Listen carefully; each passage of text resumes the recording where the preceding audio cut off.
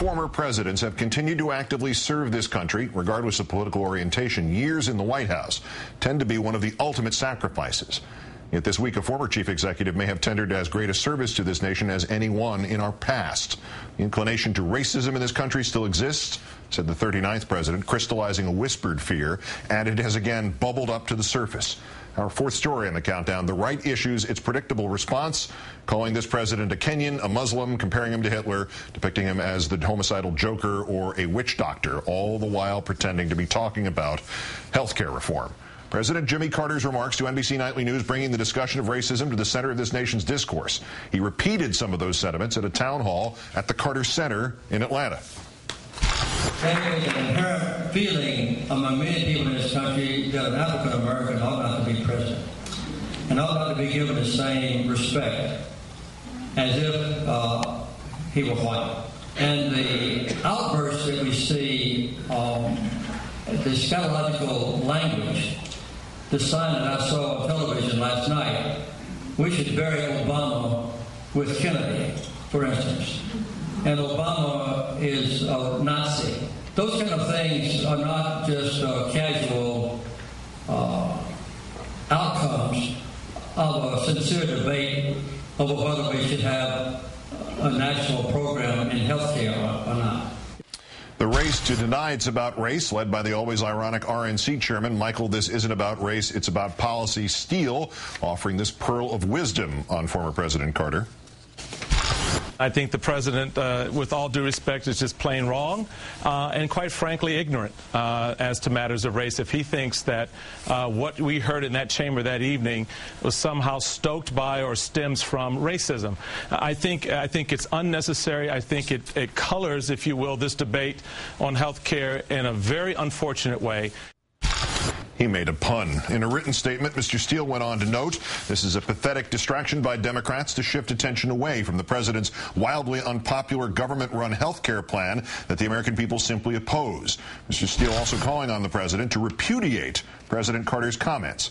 Meanwhile, the White House responding that the president does not believe that the criticism on health care is racially motivated.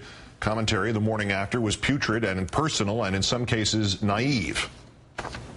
It's not just former President Jimmy Carter saying this, it's many members of Congress and other people, columnists here in the U.S., who are now race-baiting this whole topic. So it appears that this issue is not going to go away. Jimmy Carter is the nation's hemorrhoid, folks, and we don't have a tube of Prep H big enough to deal with it.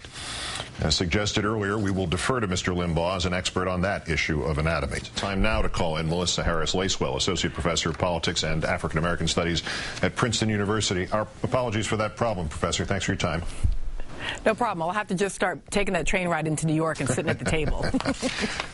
Back to President Carter, his remarks, the reaction to them today. The president grew up in the Jim Crow South. Is there something to be said about any Southern man aged 80 or above making these comments, whether he's a former president or not?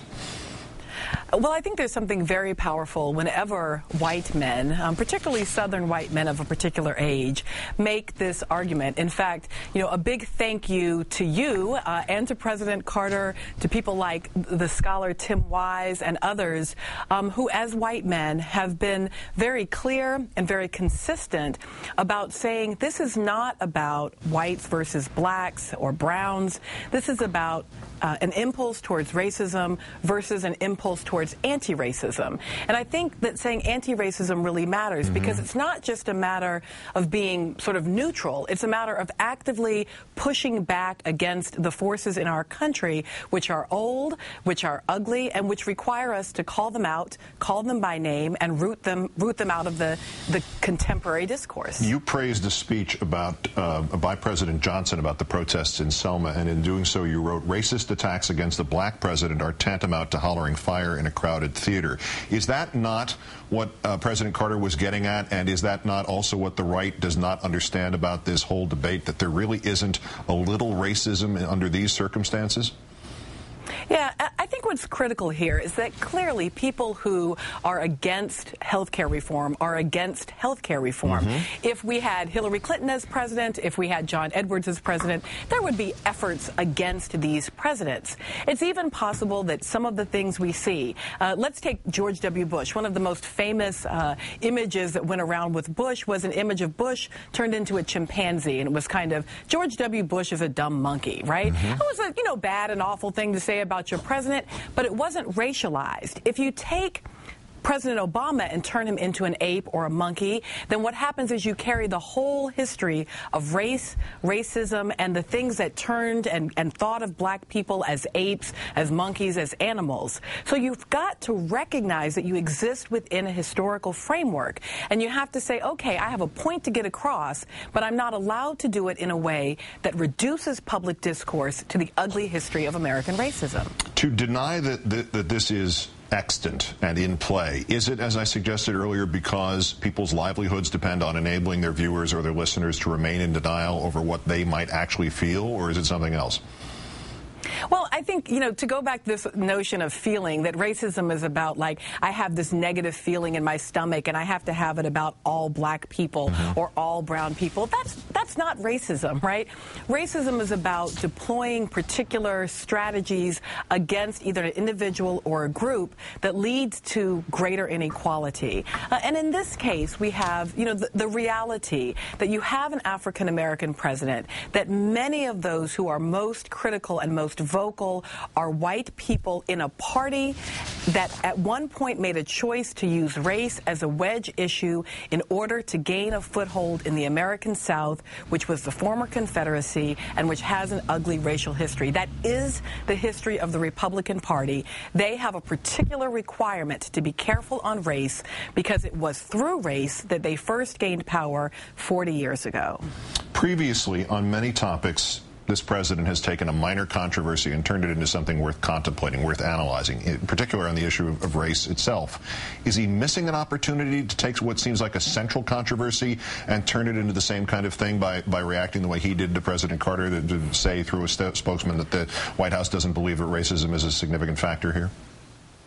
Yeah, I guess I understand that the president is trying to pass health care, but there are these moments, I've heard people say that maybe what President Obama is doing is the rope-a-dope strategy of Muhammad Ali, laying back and taking the body blows to tire out the opposition so he can come in with a knockout.